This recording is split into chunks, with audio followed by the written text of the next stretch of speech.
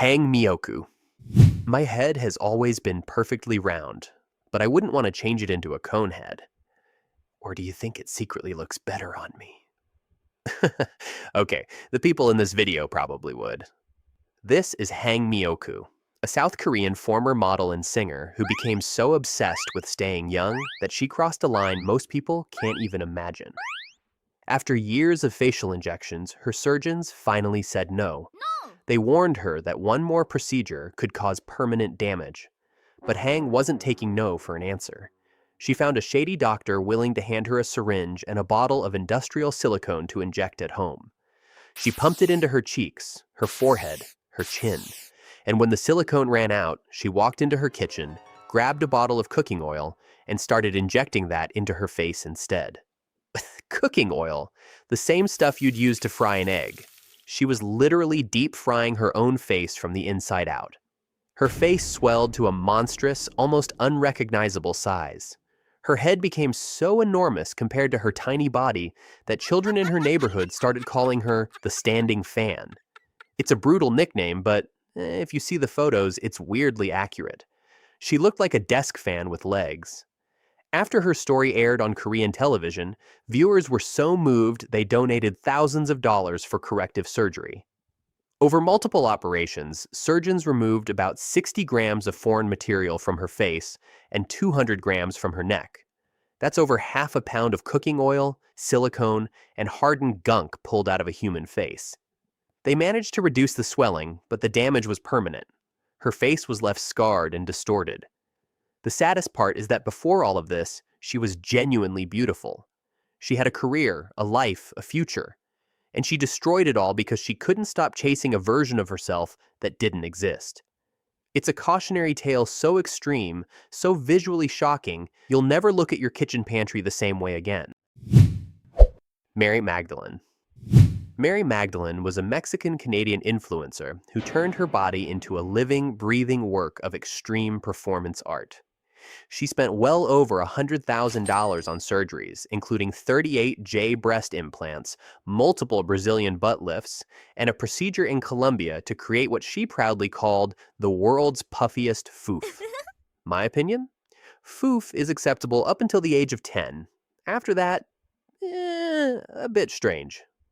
Anyway, that last one almost killed her. During the operation, she started hemorrhaging so badly that doctors had to perform 2 emergency blood transfusions. Yep, for real. The surgeon later told her he genuinely thought she was going to die on the table. You know it's a bad day when your quest for a record-breaking bajingo almost gets you a record-breakingly stupid death. But she didn't stop. She kept pushing the limits. She kept going back for more. Her 38J implants were so massive, so overfilled, that one of them eventually ruptured inside her chest, leaving her with a grotesque, deflated uniboob. One giant, lopsided breast where 2 used to be. And she turned that into content too. Everything was content. The near-death experiences, the exploding body parts, the constant pain. It was all part of the brand. She was famous for being a disaster, and she knew it. The irony is just thick. She nearly bled out on a surgical table in Colombia, but that's not how her story ends. In December 2025, at the age of 33, Mary Magdalene died after falling from a 9th-floor balcony at a tower in Phuket, Thailand. Police opened an investigation. After surviving all those insane, self-inflicted medical crises, she died in a way that was completely unrelated, yet just as sudden and sensational. Her final social media posts were haunting, referencing The Truman Show and a feeling of being watched and trapped. She built a prison of flesh and fame, and in the end, she couldn't escape it. Kristina Rei. Kristina Rei was a nail technician from St. Petersburg, Russia, who hated her thin lips. She thought they made her ugly. Her idol? Jessica Rabbit. The cartoon character, the one with the red dress and the impossible proportions. So, at 17, she started getting silicone lip injections. And she didn't stop. Of course not. By the time she was 22, She had undergone around 100 injections, spending roughly 4,000 pounds to turn her mouth into what tabloids called the world's biggest lips. Her mouth ballooned into a permanently swollen, cartoonishly large pout that looked less like a human face and more like a medical illustration of what not to do. Tabloids had a field day, joking that she looked like the Rolling Stones logo come to life. Strangers would shout "big lips" at her on the street. She became a walking meme. But the truly wild part? She loved it. She said it made her happy. She claimed she could still eat, talk, and kiss normally, which is honestly the most unbelievable part of this whole story.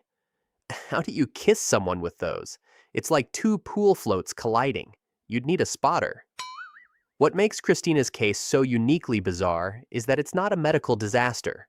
She had no major health complications, no infections, no ruptures, no emergency rooms. It's a disaster of aesthetics and psychology. She intentionally, deliberately, over the course of years, engineered a look that most of the world finds grotesque, but in her mind, it's fantastic. She had no plans to stop either.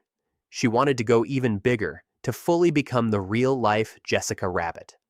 It's a bizarre testament to the power of body dysmorphia. She looked in the mirror and didn't see a surgical disaster. She saw her ideal self. Farrah Abraham. Farrah Abraham, of MTV's Teen Mom fame, is no stranger to the surgeon's chair. Breast augmentation, facial work, fillers, she's been through the catalog. But in January 2015, at the age of 23, she decided to level up. Instead of her usual temporary lip fillers, she opted for a more permanent lip implant. A real, solid implant. What could go wrong? Well, pretty much everything. Shortly after the anesthetic was administered, her upper lip had a massive allergic or inflammatory reaction and swelled to a comical, horrifying size. It ballooned outward, dwarfing her lower lip entirely, twisting her mouth into a bizarre, painful-looking duckbill. It looked like she'd been stung by 1,000 bees, or lost a fight with a vacuum cleaner. A plastic surgeon, Dr. Emmalyn Nguyen, later explained that lip tissue is extremely reactive, and the combination of the implant trauma and the medication likely triggered a severe inflammatory response. And here's where Farrah earned some respect. Instead of hiding, she leaned into it. She immediately posted photos on social media, comparing herself to Turanga Leela, the one-eyed character from Futurama, and slapped the hashtag botched on everything. She owned the disaster. She turned her face into a viral meme before anyone else could do it for her. She ended up in the emergency room, of course, but not before the internet had already made her the poster child for lip procedures gone wrong. The irony is just perfect. A reality star, already famous for her cosmetic procedures, tries to get a more permanent, more refined look, and ends up with a temporary but incredibly extreme disfigurement that made her look less like a model and more like a Looney Tune. Jocelyn Wildenstein. Jocelyn Wildenstein is the final boss of plastic surgery disasters. She's not a case of one botched procedure. She's the accumulated result of decades of them. A Swiss-born socialite who married into a billionaire art-dealing family in New York, she became globally infamous for her surgically altered, feline-like face. The tabloids nicknamed her Catwoman, and the name stuck like one of her many, many facelifts. Over the years, she underwent an almost endless list of procedures: facelifts, brow lifts, blepharoplasty, cheek implants, lip injections, chin work, reportedly to achieve a more cat-like appearance that her ex-husband, billionaire art dealer Alec Wildenstein, allegedly adored. He must have been a very, very big fan of cats. Like, a suspiciously big fan.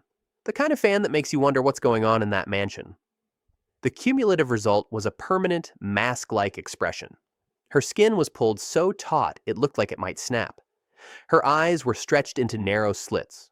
Her cheekbones were so prominent they could cut glass. She became a living caricature, a walking punchline for every plastic surgery gone wrong list ever written. But the psychological layer is what makes this case truly fascinating. Jocelyn has always, consistently, denied being addicted to surgery. She insists she's simply aging well, and that her look is the natural result of her Swiss heritage and high cheekbones. Swiss heritage? What, are they part lion over there? Is that a thing? It's a level of denial that is almost as staggering as the surgery itself. The ultimate irony is that she allegedly did all of this to please her husband, to keep him attracted to her. But the marriage ended in a messy, high-profile divorce anyway. The husband left, the face stayed. She's a living monument to the idea that money can buy you a new face, but it can't buy you a happy ending. Emmalyn Nguyen. This last one isn't funny. There are no jokes here. This is a tragedy. In August 2019, 18-year-old Emmalyn Nguyen walked into Colorado Aesthetic and Plastic Surgery for a breast augmentation. It was supposed to be a routine procedure, something thousands of young women do every year. She was healthy, she was excited, and she trusted the people in that room to take care of her. She was put under anesthesia by nurse anesthetist Rex Meeker. And then, for 15 minutes, she was left completely unobserved. No one was watching her vitals. No one was in the room. When Meeker and the surgeon, Dr. Jeffrey Kim, returned, Emmalyn's lips were blue. Her face was blue.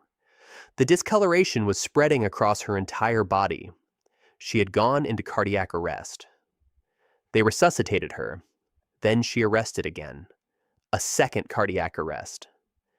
And then, for 5 hours, they did not call 911.